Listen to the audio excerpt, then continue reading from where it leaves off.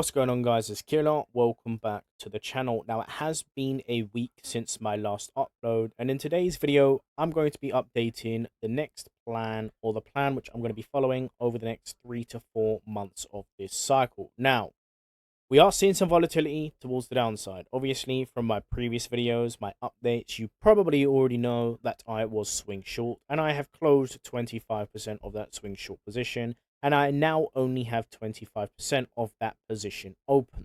So, I'm going to be discussing why I have closed my short position, my plans, preparations, how I'm scaling into the market, my targets for the next year or so, when I think Bitcoin is going to start forming its new high and changing structure. So, analyzing Bitcoin from a structural perspective here alone, we can obviously see that our May wick closed relatively bearish, right? We had the wick of the previous wick high here on April. We swept the high, closed all the way back in the range. So, matter of fact, this close was not particularly bullish, right? It was not bullish at all. What bulls wanted to do is they wanted to close at least above the monthly open. And considering that we did not close above 76.3 and we closed at 73.5, that is not a particularly bullish sign. So if we start going to the monthly and then we go all the way back to the daily here, we can see Bitcoin is on this nice trend towards the downside, right? In terms of areas to observe, I would observe this area here, which Bitcoin is testing currently. Now, if Bitcoin is able to hold this area, well, then that means we can push towards the upside and test this area here, which is the monthly open, sat at around that 73.6 to 74K region. Now, this is where you have to start paying attention. If we cannot flip this area, well, then price is going to swing fail, respect the bearish range, and start pushing down, and we have a very high chance of hitting 65K. This is purely just technicals here. So if we do end up bouncing around this area, 73 to 74K is going to be the area to observe. Because if we can't flip this barrier, well, then we can see the trend is respecting the bearish range, right? We are seeing lower highs and lower lows. And in the event that we do get to here, if we start rejecting and showing bearish signs of exhaustion around here, I would look for shorts all the way back down to 65K. Remember, scalp shorts. However, we are coming very close to the end of the bear cycle. We have been in this downtrend for about 6 to 7 months now, right? We have been in this bearish range for a while. And statistically speaking, bottoms usually form within 8 to 10 months. We are on month 6, meaning that realistically speaking, we have another 3 months of potential downside, right? Now, I want to be covering why I have decided to start buying some spot BTC here, my plans, the analysis which I'm looking at, the metrics, and the reasons why. Yes, I'm expecting lower prices, but there's a much deeper thought process as to the reason why I have started to buy now based off these higher time frame metrics. On the other hand, if Bitcoin breaks this area here, then we're likely going to see waterfall price action all the way down to the 65K mark, lose 65K, and you know the drill, the next wick lows are next. So, quite an important barrier here to observe. Now, if Bitcoin can flip the previous monthly open at 73.6 to 74K, then we can start wicking up to that 75.3K region, which matches around the previous monthly open around here at the 76.3K region. So, if we do manage to flip this local resistance in front of us at 73.6 to 74, then we can start pushing all the way to the upside around here. Pretty much for bearish structure, we need to maintain below 76K. So it basically be a retest of the previous range break structure. So in this case, if we can get up to this price region, we want to remain below this. You can see we had a first retest, a push through, went down, went pushed up, and then broke straight through. So if we do manage to hold around this area, do not be surprised if we do see a wick towards the upside or something like this if we hold these lows. Now I'm going to be covering why I have decided to close 25% of my swing short position. And the reason is quite simple, right? I was holding this trade for about 40 to 50 days. It was actually one of the longest swings which I've held. And I'm not going to lie, I did start losing conviction once we started to test the 82 to 83K region.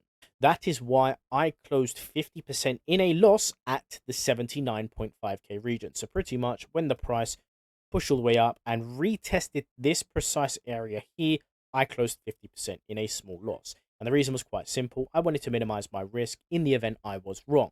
The other 50%, on the other hand, is open. Well, matter of fact, 25% is open now because I did post on X that I have closed 25% of that position. Now, The reason I have closed 25% of this position is because we've already hit one of my main POIs, right? Like I said previously at the start of this video, this is the area to observe. If we can hold this area, we can go all the way back upwards close to where my entry is, and I do not really want to revisit or round trip profits on a position which I have been holding for about 50 days.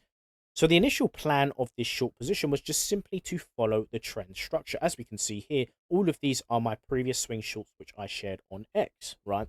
And since then, most of them, well, matter of fact, all of them have played out in my favor. And this one, yet again, has been no exception. It was just slightly longer to play out. Now, I want to clarify something very important. I am a swing trader, but I am also an investor.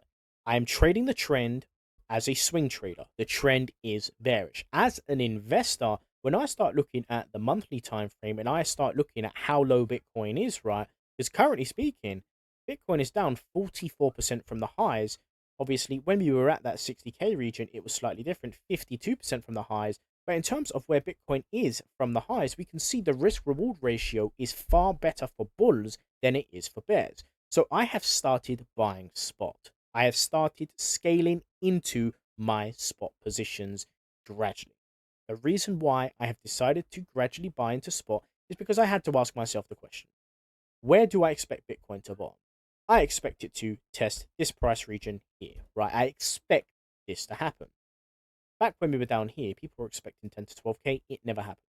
So, although I am confident in this happening, I am buying here. The question is why? And the reason is quite simple. If we start measuring the potential drop to that price region, we're looking at a 30% drawdown. If we start measuring towards the upside, just to the current high, 78%. So we're looking at a 30% drawdown for a 78% return. This is already above a 2.2, 2.3R trade, meaning that the risk reward is 1 to 2 at the moment. And this is just to get to the current wick high. In terms of applying the mathematics and the areas where I think we're going to topple out next cycle, I believe is going to be within the 160 to 180K region, right? And the reason and the mathematics behind that as well is quite simple. If I start analyzing the previous returns once Bitcoin breaks above the previous highs, we can see the first cycle, once breaking the all-time high, Bitcoin rallied 1,500%. If we apply the same, Bitcoin rallied 270% after breaking its previous all-time high. And if we start measuring the same thing again, this cycle around, Bitcoin done 73% above its previous all-time high. So what can we notice? Well, we can notice that each cycle, the returns are gradually getting smaller. So if we apply the same math between the two, that would mean that the next all-time high is likely going to be 30 to 40% above the previous high, which is 126K. And if we start measuring that out, that puts us at around that 160 to 180K region whilst following the diminishing return factor. So the question I had to ask myself is, am I going to be so fixated on this particular move downwards in the event that I end up missing a much bigger move towards that 160K region, right? And if we start looking at the risk reward, we are looking at a trade which looks something like this from a leverage position, but also a spot position as well, right? If I bought directly here, 30% drawdown for 160K target, we can see the risk reward is far greater for bulls. And I am not prepared to get front ran or underexposed when we are in a bull cycle just because I was so fixated on the exact eco bottom formation. Like I've said, I'm very confident in my analysis, but there's always a possibility that you can be wrong. And as I've said, the risk reward is skewed in the favor of bulls. Because of that, I am a buyer. So what I'm going to be doing over the next 3 to 4 months is gradually buying. I did buy 3 Bitcoin at 74,000, which is around this price region here.